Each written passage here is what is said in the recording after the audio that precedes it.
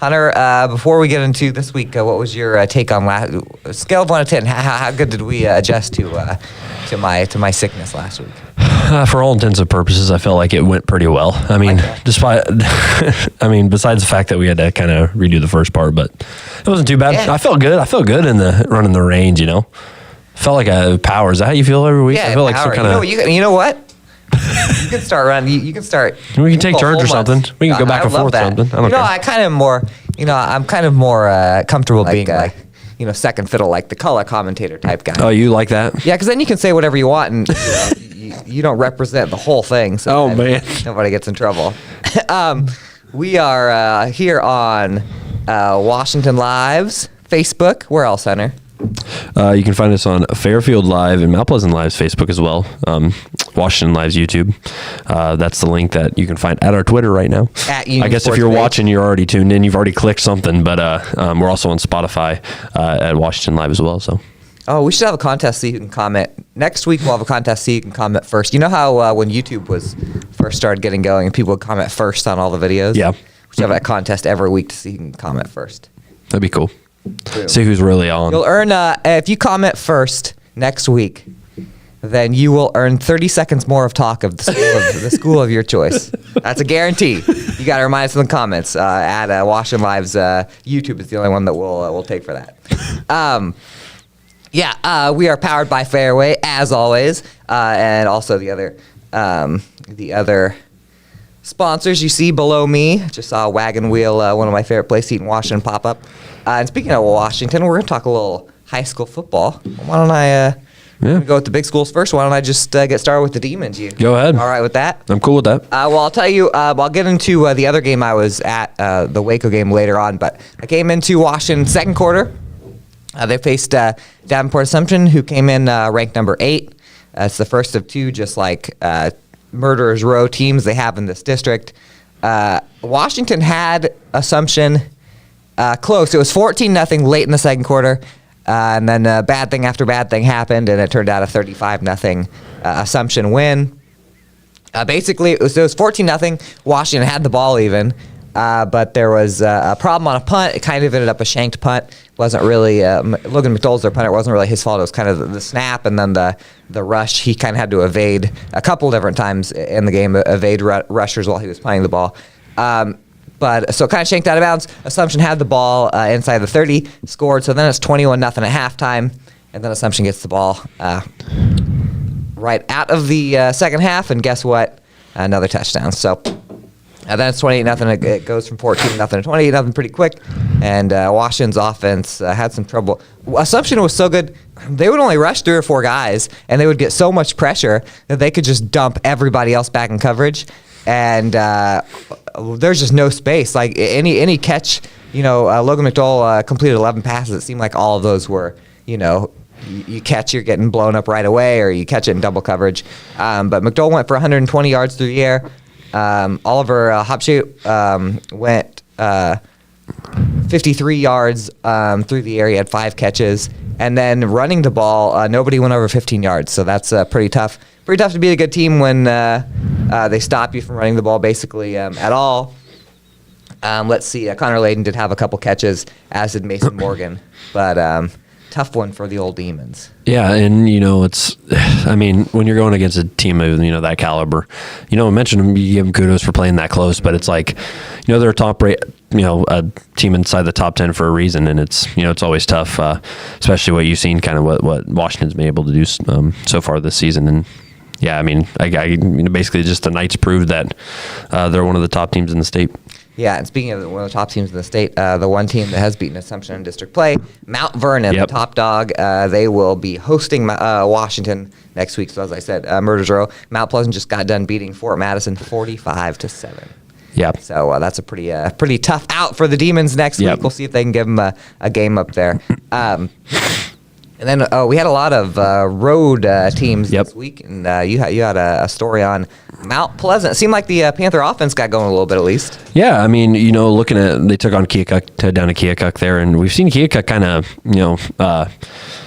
kind of dominate like our other two big school teams in Fairfield and Washington. You watched them against Washington, and I was in Fairfield for that matchup. And Mount Pleasant played with them for through the first half, or the first, I guess first half there.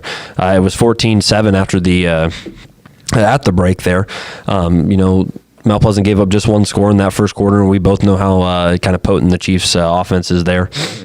In the second, Mount Pleasant got on the board. Peyton Walker hit Phoenix Watson for an 86-yard touchdown, and it was looking like Mount Pleasant was going to kind of keep it there. But then, right at the end of the half, coming from a Keokuk interception kind of turned the tide in the game. And Brenton Horde, we've seen him do some damage to some our teams' defenses this season.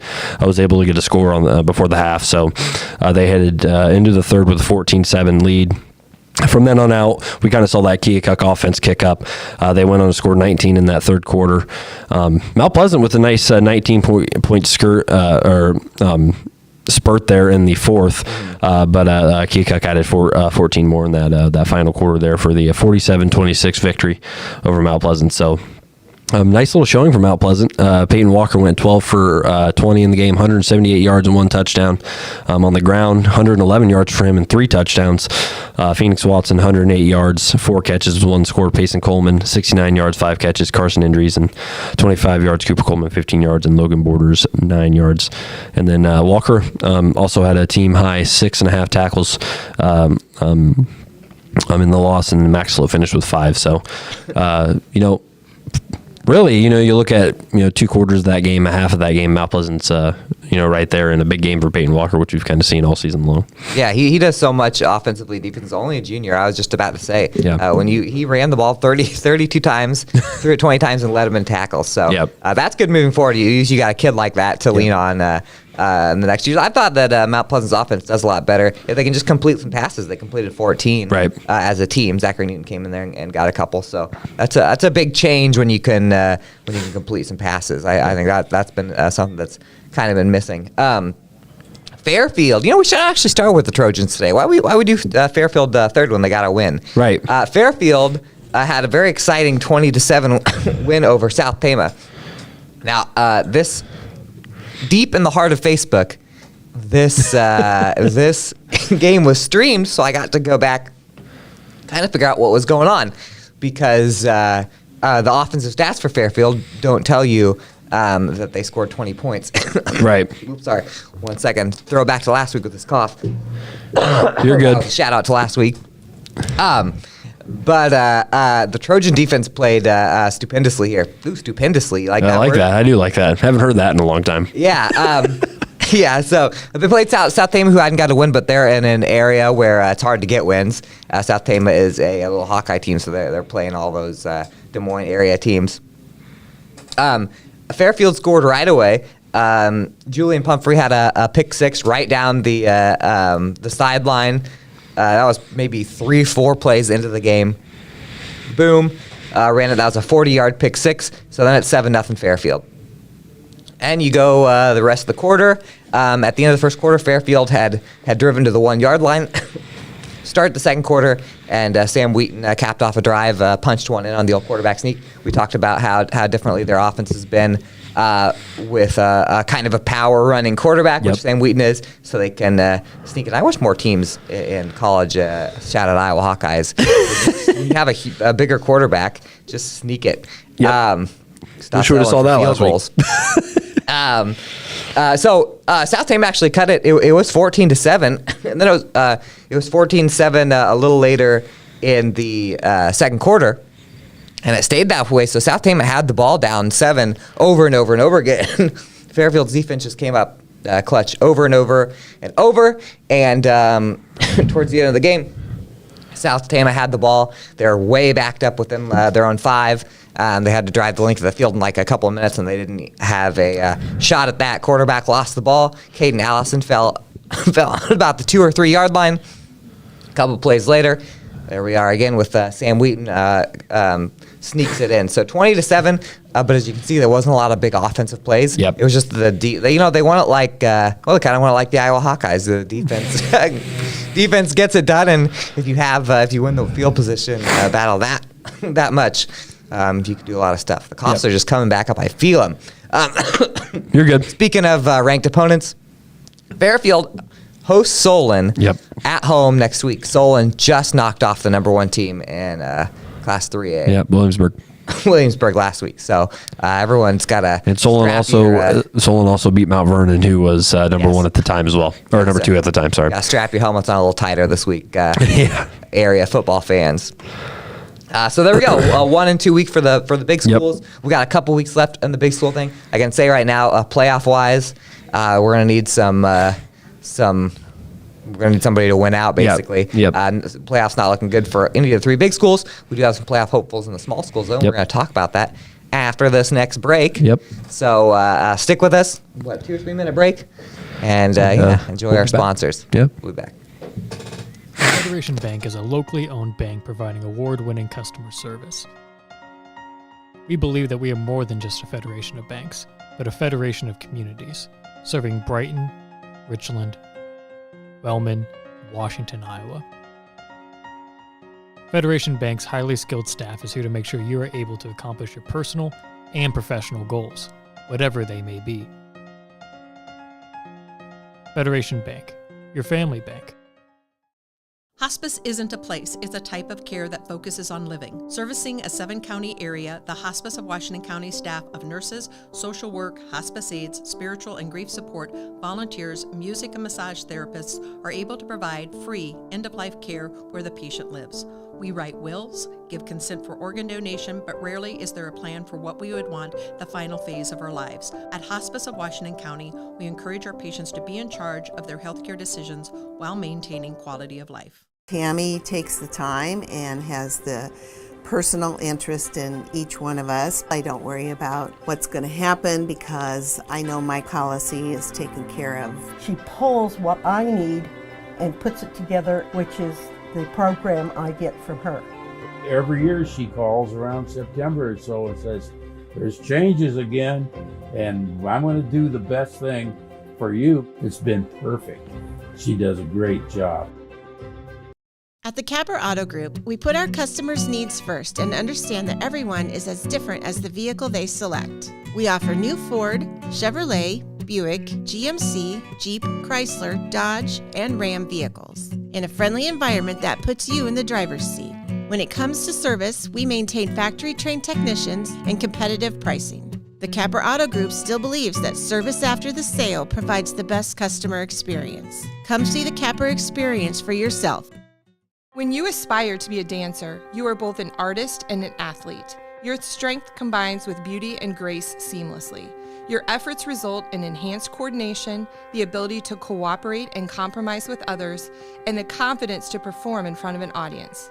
Not to mention the fun you will have and the lifelong friendships you will develop. We are enrolling now for fall classes, and we would love to see you shine like the star that you are. Join us for Dance and Tumbling at Stairway to the Stars. Please visit our website for online registration. I am Melissa Westfall with Homegirl Realty.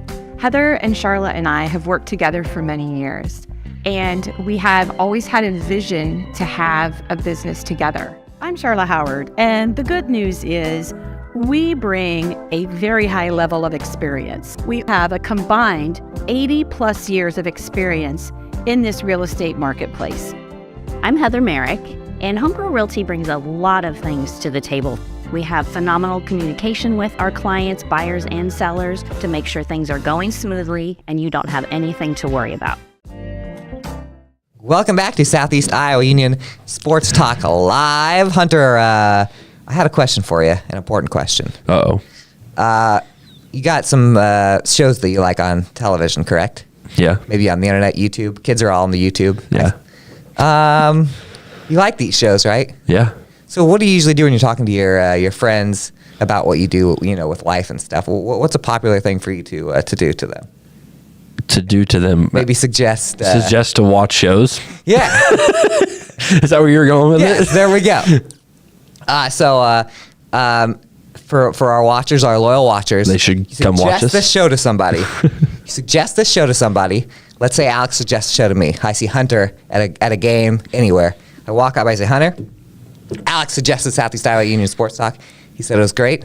You earned yourself 30 more seconds of your favorite high school sports team. You're gonna start getting talked about on Southeast Iowa Union Sports Talk the very next week. Hey, Guaranteed. I know we got at least one West Burlington watcher, so. Oh, nice. Oh, West Burlington, they got a pretty darn good volleyball team. Yep. Anyway, we'll talk about volleyball. Not that we later. cover West Burlington, but go ahead. Yeah, we don't.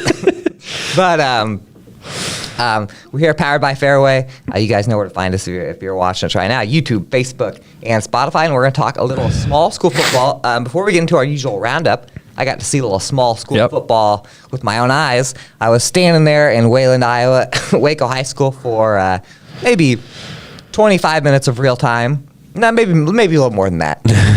But saw 37 points hit the board, including 2 safeties, a bunch of rushing touchdowns. Basically, the entire game between Waco and English Valleys was played on a blade of grass that was like, here's the goal line, and then here's the 25-yard line. That's where I stood the whole time, because Waco put up 37 points while I was there. I ended up beating English Valleys 51-6. What is special? Not special. What is different about the Waco Warriors, Hunter? This is a trivia question for you. What's different about Waco as opposed to our other high school football teams? There's something different we talked about this morning. Hunter, sharp as a tack this morning. Waco has no more games. The regular season is over for Waco. Hunter texted me this morning and said, "How come Waco doesn't have a game?" I literally asked you that question. For some reason, instinctively I wanted to be like they wear powdered blue. Oh, that would have been cool. That's what I was gonna say, but I was like, that can't be it. I'm colorblind, and my grandpa, rest in peace, had a powder blue pickup truck, and I used to be like, "Why do you drive around a pink truck, Grandpa?" He always used to say, he used to call me Andrew Jackson. Andrew Jackson, that truck is baby blue, and it looks exactly like Waco's uniforms. And then I found out in kindergarten I was colorblind. Anyway, as I said, 51-6 Warriors. The offensive stats are kind of weird because so many kids got in. Yeah. They only threw for 129 total yards. They only rushed for 111 total yards. Clayton Miller, 97 yards and 3 scores. Reese Oswald got in there and threw a touchdown pass. But Gage Samo was the big guy. He's your Andy Krutzinger player of the game, something I just made up, with 2 catches, 68 yards, and a touchdown. Saw all sorts of fun stuff. Hunter Hughes caught a touchdown pass. Colton Lichty caught 2 balls for 2 scores. Colton Lichty also had a interception. English Valley kid caught it. He got hit right away, but the rest kind of had a quick trigger on the whistle at this point. It was getting out of hands, and so it would have been a pick 6, but it got taken away because of an early whistle. Larrick McCarty, John McLaughlin, and Loudon Housengate all scored on the ground. So a couple of touchdown pictures actually on that story. So Waco's all done with regular season. They're going to host a playoff game, and they're going to find out who they're playing in the playoffs probably on Saturday when the things come out. Yep. The brackets. Yeah. Our 8-player teams are, really only have 1 game left. So, yeah. It's all 1A and 2A, like an A. Yeah, Class A, that's a good time. That's a good reason to mention. Winfield Union had the team they were going to play Mormon Trail forfeited, so there was no Winfield game. Yep. So that's all the Waco and Winfield chat. And they'll take on their last games against HLV. So for sure. So Hunter, go ahead and run through the rest of our small schools. Yeah, well, before we get to the roundup, I'll just run through. I took a trip over to Central Lee on Friday night for a little matchup between Mid Prairie and Central Lee. Down there in Lee County. Mid Prairie kind of impressed me. Seeing them first time this year. They get a 33-13 win over the Hawks. Really impressed with sophomore running back Hudson Ehrenfeld. Had a monster game. He scored the first 2 touchdowns on his way to 4 scores on the ground on the night. Mid Prairie led 21-0 at the half. Ended up scoring 6 more in the third and fourth for that total of 33 there. all Central East points came in the fourth quarter, but by then it was too little, too late. Mentioned Aaron Felt, huge night, 23 carries, 167 yards, 4 touchdowns. Also led on the receiving end, 2 catches, 75 yards. Those 2 catches came on the first 2 drives of the game. He had that huge 36-yard reception on the first drive, first play from scrimmage for them on offense, and then on that second drive of the game for them, caught a huge 40-yard catch, got him inside the 10 there, then later rushed it in there, but so a big night for him. Brady Weber, 8 for 12, 154 yards, 1 touchdown. And then defensively, Caden costs 10.5 tackles, 1.5 sacks, and 1.5 tackles for a loss there. So, I mean, from watching Mid Prairie, they kind of strike me as one of those teams that you wouldn't want to see in the postseason. They got some size on defense. Their defensive, I mean, they were controlling the line of scrimmage all night long. I mean, they were in the backfield, it seemed like, every other play. If they weren't, it wasn't every play. So, they're 3-4, so it's not like they have an eye-popping record. I mean, they lost to Mediapolis the week prior, 38-7, but the Golden Hawks looked pretty good to me. So definitely one of those teams you want to keep your eye on in the postseason. Yeah, for sure. Well, you talk about Hudson Ehrenfeld. I just mentioned with Peyton Walker from Mount Pleasant having someone who gets this many carries, this many touches on the ball, and then you're going to have him next year. Yep. Always a big thing. Mid Prairie's still in that playoff hunt, so we'll see where they end up in a couple of weeks. Yep, and then we'll run through the football roundup here real quick. Highland took on the Wise Muscatine, battle of teams looking for their first win still. Highland comes out on top, first win of the season for the Huskies, 20-18. They led 8-6 after the first quarter, and that they would never trail after that. They both scored 6 in the third and fourth there. And then, as Andy mentioned, I put in the roundup, number 2 Winfield gets that 7th win on the season after the Mormon Trail forfeit. And then number 10 Waco, Andy already, actually I'll just reiterate it, but Andy already mentioned it, 51-6 over English Valleys. Columbus, huge win, 61-14 over Van Buren. And our other ranked team, number 7 Sigourney Kyoto, monster win, 82-0 over Colfax Mingo. The Cobras still in the hunt for, I believe, what is it, their 4th consecutive district title or something like that, or maybe even more than that. It might be more than that. They've been winning the district. I saw a tweet since I started doing. Since we went to one newspaper, Southeast Union, I think, which was a handful of years ago, and I started covering Sigourney Kyoto, I cannot remember them not winning the district. Well, that's another big win. I believe they have one more game to take on Eddyville Blakesburg there, so should be a good one. Pekin 44-0 over Wapello. Moravia 74-14 over New London. Pella Christian 53-0 over Cardinal there. So a couple of our teams getting some big wins, and some others falling down to the loss column there. But nevertheless, another exciting week of Union Area football. Yeah, for sure. And we'll have that means home playoff games are clinched now for Winfield Mount Union. There'll be some playoffs at the Pit over in Sigourney, and Waco has a home playoff game clinched also. So that first week of playoffs, we're gonna have some area home playoff football.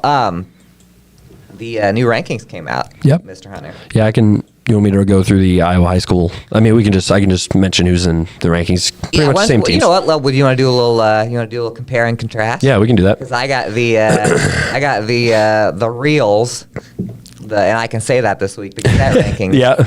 The ones that matter because we voted them. I couldn't say that before because Winfield Mount Union was number 2 in those, and number 1 in the Iowa High School Athletic Association. Yep. As much as I tried to make sure they get to number 1 in the Gazette rankings. Yep. But you tell me on the count of 3, we're going to say where Winfield Mount Union is ranked in the respective polls. You've got the association poll up. I've got the Gazette poll. Yep. All right. 1, 2, 3. 1. Number 1. Yep. There we go. That's a unanimous number 1. Not quite unanimous because Anita Cam did get a couple votes in the Gazette poll. And then I don't know this one yet on yours. So let's do Waco, Iowa High School Athletic Association. Okay. Yeah. Sticking with 8 player here. 1, 2, 3, 10. There we go. All right. Everything's working out here. Now let's scroll up here. Sigourney Kyoto. Yep. I got them up. This is the Class 1A. I got Gazette. You've got Iowa High School Athletic Association. This one might be different. I haven't seen yours yet. I don't think you've seen mine. Sigourney Kyoto's Class 1A ranking in 3, 2, 1, 7. Ooh, see, the Gazette's the best poll. They got Sigourney Kyoto at 6. Athletic Association does know what they're talking about. Got them a spot lower than they should. I've been waiting for Columbus. Has Columbus popped into the? Nope. No, it doesn't matter how many. They're going to have to start scoring in the triple digits so they can get him back in these polls. The Class A teams. Sometimes you do so well. Yeah. If you're not in the rankings, the Class A teams are all winning. So you get the how they fare thing. It's like win, win, win, win, win. It's like you're looking at Lisbon. Like Lisbon's number 5 in these rankings. Yeah. And Columbus played Lisbon close, but then it's like even Pekin played Lisbon close, and Columbus, I believe, put up a big score on Pekin. So it's like, it's like really where's everyone at? It's just we just got to wait till district play and see how it plays out, I guess. But yeah, for sure. Yeah, but and those, I mean, there's just only one loss in that a few teams there. Columbus has not clinched a home playoff game. No, because the top 3 in the district and those classes make it. Yep. And so but I'm guessing that they got a pretty good shot of starting at home. Yeah. What else do we got? Before we go to the next break, we've got I've noticed today we've got a prankster on our hands. Oh no. I noticed that while you were talking. I was doing a little searching because I got the birthdays. Yeah, I got the birthdays here. I was gonna check all these. Got the birthdays for Mr. Alex over there. Brett Favre, 54. Josh Hutcherson of the Hunger Games, 30. Dale Earnhardt Jr., 49. Hugh Jackman, 54. What is the date today, Hunter? Today is the 10th. Do you know when Hugh Jackman was born? I don't. I'll tell you right now. Hugh Jackman was born on October 12th, 1968. 2 days from now, it is not Hugh Jackman's birthday. Alex has, you know what? Sometimes you just gotta. It's birthday week. I had a friend in college who would celebrate her entire. Wait, so how did you know that? I was just Wikipediaing the birthdays. Oh, and I didn't see Hugh Jackman on here. I was like, what the heck? That's a lie. Gotcha. Yes. The day after my birthday is not my birthday, Mom. Shout out Flight of the Conchords. Anyway, that's all we got right now for area football. When we come back, we got conference cross country meet for the Super Conference. Huge night in volleyball tonight. So cross country and volleyball fans, let's see if I can get through this. We'll see you in a few minutes. We'll be right back.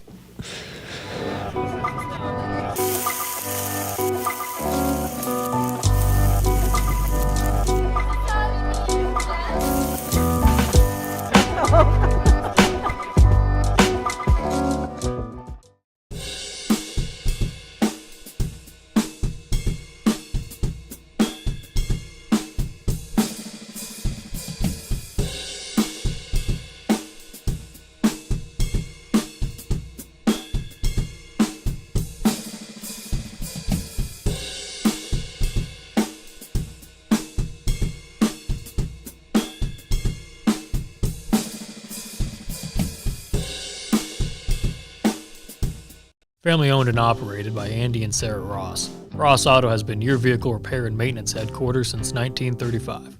We specialize in all makes of cars and light-duty trucks. With our variety of available services, let us help you keep rolling and your vehicle operating efficiently. Services include general auto repair, alignments, brakes, fuel injection, and more. Schedule your appointment today at 319-653-5656. That's 319-653-5656. At 5 Star Community Credit Union, we want to help you lead a better life. We offer competitive rates and convenient appointment times for all kinds of loans: auto, recreational vehicles, home equity, line of credit, holiday, and personal loans. We make it easy to build your credit and enjoy the good things in life. We invite you to join 5 Star Community Credit Union. We are community-minded and member-focused. Come visit our locations in West Burlington and Mount Pleasant or online at 5starcu.org. Federally insured through the NCUA, Equal Housing Lender. At Brown Shoe Fit, we pride ourselves on traditional sit and fit service that's been serving the Mount Pleasant area since 1952. At Brown's, we have shoes for the whole family. From kids to adults, we carry the finest footwear for every occasion. Whether you're looking for something for work, casual wear, or exercise, we've got you covered. And don't forget about our selection of safety toe footwear for both men and women. Come visit us 6 days a week and experience the best in traditional sit and fit service. Brown Shoe Fit, where quality and tradition meet.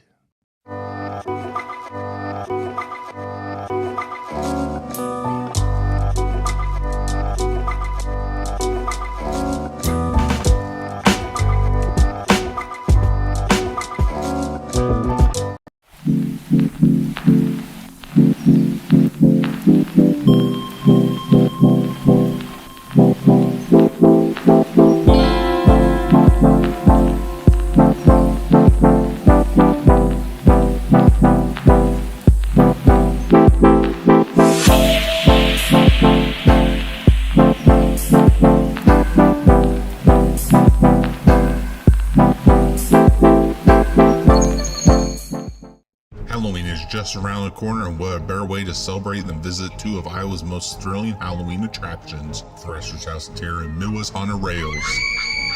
Brace yourselves for an unforgettable experience as you enter Thresher's House of Terror, filled with the spooky surprises at every corner. You'll encounter every nightmare you've ever had.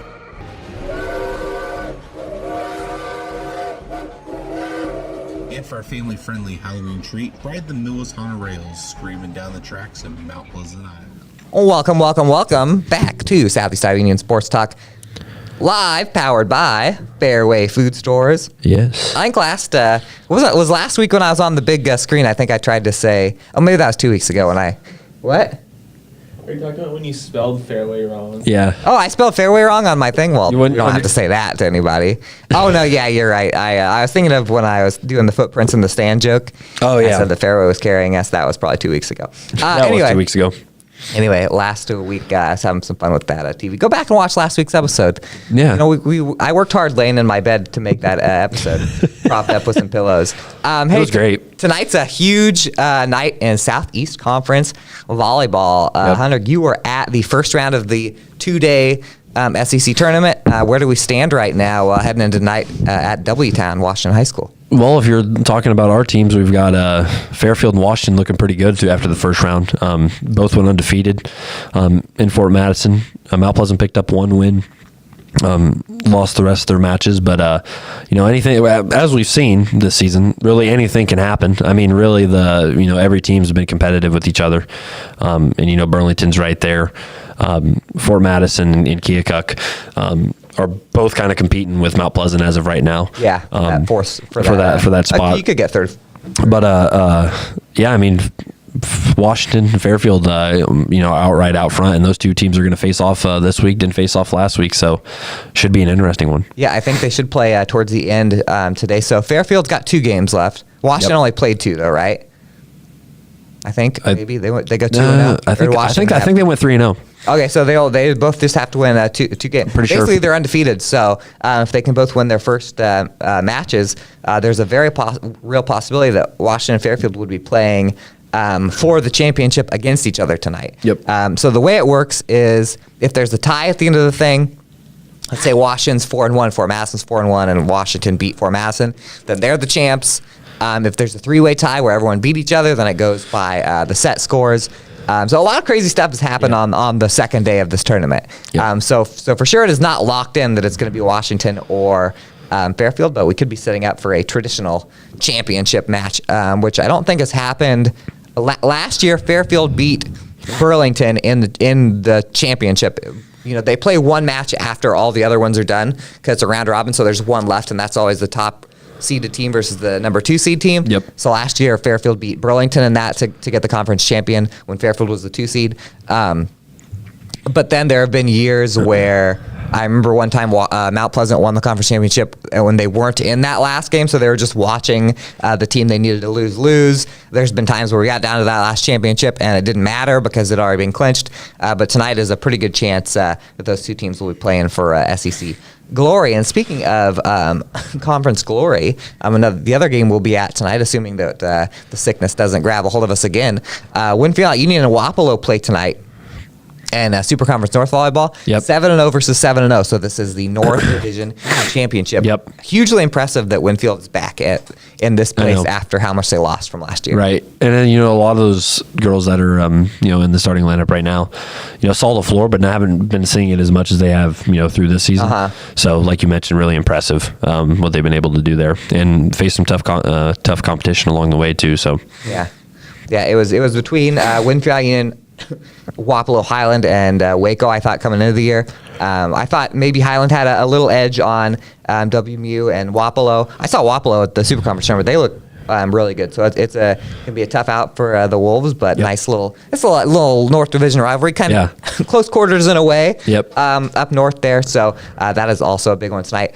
Speaking of the Super Conference, Mr. Hunter, had a big Thursday evening in Donaldson one night before you took the field for that football game. Cough coming. Hold on. We had this annual Super Conference Championship meet. We had a conference champion in the Pekin Panthers. Coming into last night, Pekin and Danville I have them as Danville, New London. They're not technically Danville, New London right now because there's no New London kids that are on the high school teams. Right. But Pekin and Danville went in both with stacked teams. Pekin wins the girls' championship, 32 points. That's 12 points better than Danville. And then we had a nice little individual battle between Chloe Glosser of Pekin, who won as a freshman last year, and the new freshman of the year, Marie Yoder, Hillcrest Academy.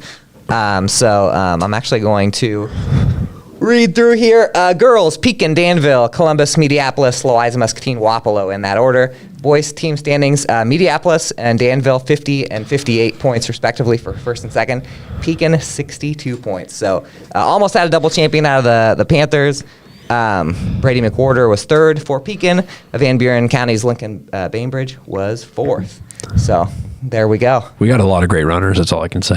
Yeah, we do. And I think that's such a fun, the girls' super conference. Elena Gordley of Danville is fourth in this. Lauren Stiegleiter, fifth in this. Those are two names that have been basically run the conference the last couple of years as well. Audrey Ferris, sixth for Pekin. Iris Garza, seventh for Columbus. So and Kaylee Snogren, eighth for Van Buren County. So girls-wise, basically all Union area kids. Yeah, I mean, I think needless to say, we're going to be busy once the postseason starts for cross country. Yeah, I think we're going to send some names over there this year, as we always do. So we got anything else on the cross country? That was the big cross country meet of the week. Yeah, I'll jump back to volleyball real quick. I'll just mention that Fairfield Mount Pleasant competed in Oskaloosa in volleyball at that tournament over the weekend. Fairfield went 2-2. Mount Pleasant finished 1-3. At the same time, Washington hosted their own home tournament. They finished 4-1 in that one. So won 4 straight, lost in the final there against Iowa City Regina. And the only other big, cross country from our teams over the weekend was Washington up at Northland's Invitational. Mm-hmm. Washington boys and girls both put together a nice showing. Washington boys finished first overall with 64 points, and then the Demon girls finished fourth with 114 points. Leading the Demon boys. Take a wild guess who you think it was. I bet you it was Micah again. Yes, Homecoming King Micah Reese. Yes. Make sure you add that in every time. He was the first runner across the tape there. Ran 15:28.7. Tyler Alderton was 9th. Andrea Reese was 10th, right behind Alderton there. Lane Schrock, 14th. Kel Malicki, 30th. Sawyer Schnott, 36th. Andrew Shepard, 49th. And for the girls, Iris Dahl is the first to cross. Third overall finish for her, 19:25.6. Quincy Grievous ran a 17th place finish. Olivia Anderson, 22nd. Angeline Anderson, 34th, and Kendall Hendrickson was 38th, and then Abigail Cleese 42nd, and Emma Horak 53rd in that one. So pretty nice showing for our Washington Demons. I'm sure we're going to see them put out some nice showings here in the postseason as well. I bet if you could do 2 varsity teams, I bet if you were allowed to have your first varsity 7 and then do another varsity team, I bet Washington girls would take first and second at some meets. Oh, for sure. I was just thinking about that because they usually have like 6 JV girls in right after the varsity. Right. By the way, I've got some troubling news. Josh Hutchinson birthday is October the 12th, Alex, not October the 10th. Your cross-country talk gave me a chance to make sure to fact-check all 4 birthdays today, so 2 of 4 on the birthdays. Yep. Anyway, so we'll be at some volleyball tonight. Yep. We'll be at some cross-country and some football later this week, I do believe. Yes, sir. Yeah, I'm ready to roll. It's cold. Same. Getting chilly. Put on your... Oh, man, it was cold Friday night. Yeah, it was cold Friday night. Out there at Central Lee, it's just wide open. And let me tell you, the wind's just blowing. Yeah. I bet so. There's not enough wind. Well, Waco and Washington, the exact same thing. It's just freezing. Waco seemed like there was a little bit more of a crisp breeze. Yeah. When I got to Washington, it seemed like it had settled down a little bit. Well, maybe 11 man. There are more football players around you, so you can kind of duck under. But we got some cold ones coming up, so I like that. I like it. I've always said I love cold football when I'm sitting on the couch watching it. Right. I can get as cold as it wants to. When you're standing out there, it's different. You know what I can't wait for? Oh, the first snow football of the year. Oh, you mean when we whenever we go up to the dome and we're like, man, it's cold. Oh no, and not and that. It's like, I want to go up to the dome, but I'm saying like on TV while I'm on my couch. No, I know. I always wanted Iowa Wesleyan to have a snow football game while I was here. They never had a real one. Yeah. They had some cold ones, but they never had a real one.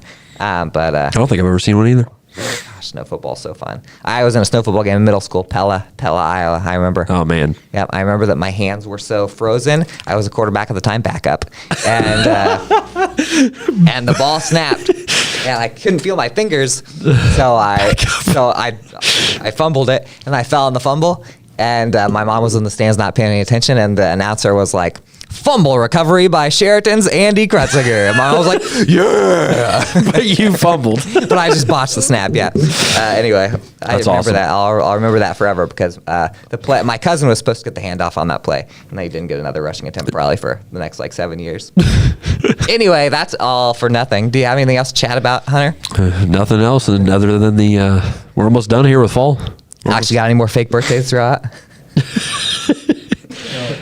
No more questions. No please. no more questions. Yeah, plead the fifth on those birthdays. We'll be checking those from now on. Yep. Better than honestly, I'd rather have real celebrity birthdays than fake celebrities, aka TikTok stars. The birthdays we were reading a few weeks ago. Yep. So Exactly. there you go. Yep. All right. Well, before I start coughing again, Hunter, why don't you play us out? You play us You want out me to? Hunter. From Andy, myself, Alex over here, and everybody else at the Southeast Iowa Union. We'll see you when, Andy. Next week.